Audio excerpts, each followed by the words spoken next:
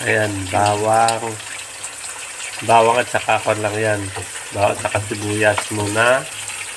Ilagay mo. Habang hinihintay mong maluto yun, maghanda ka ng panggisahan mo. Ayan, nabaliktad na. Itong tilapia galing sa Kineret. Fresh. Na fresh. Ayan. Pero hindi luto yan, ha? Kailangan ito hugasan mo ng mabuti. Ito lagyan ko ng asin. Lagyan mo ng asin pag hugasan. Tulog asin na yan.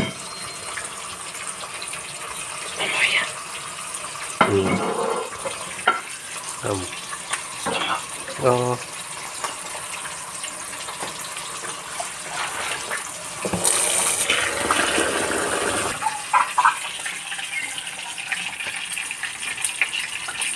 Ayan, tanggalin mo na yan. Tilapia.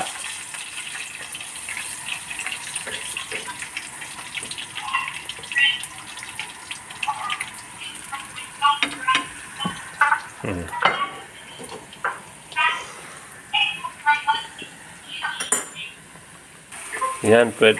Yan, ganyan na nag-brown. Ayan, ganyan. Pag magandang pagka-brown na niya, pwede mo nang ilagay yung amti. Yan. Tapos,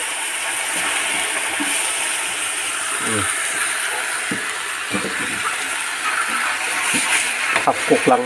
Pag half cook na, lagyan mo ng konting asin.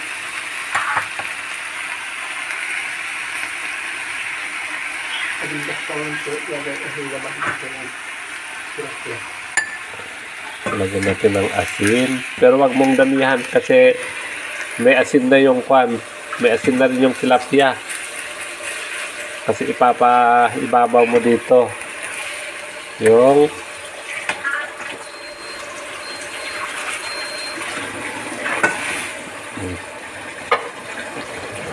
ganyan mo lang.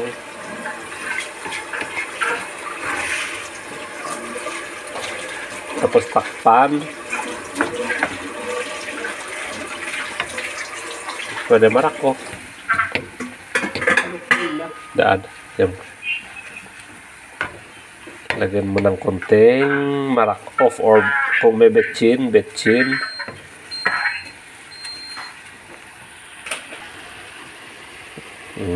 Lagyan natin ng konting marak off. Okay na yan. Ano naman to eh. Itong tawag dito. Mushroom naman to eh. Para may lasa na rin yung tilapia.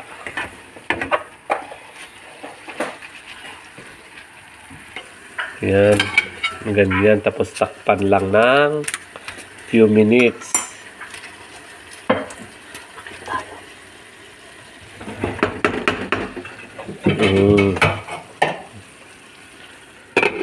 Yan. Yung ganyan na magiging itsura niya. Kailangan ito steam fire lang, maliit na apoy. Para mag-steam siya, para lasang-lasa yung gulay at saka yung isda. Ayan, pwede nang patayin. Ayan, ready to serve na yan. Wala nang apoy. Pinatay ko na. Iwan mo muna ng few minutes, kahit 1 minute.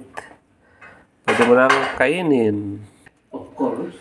Ayan, sa akin tong pinakamalaki. Ganyan. Nasa mabuting kalagayan itong pusa. Ganyan. Hanip na pusa ito. Ganyan.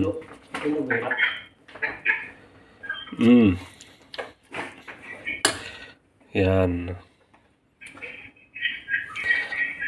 That's it, mga kapamilya. Bye-bye. See you soon. Thank you for watching.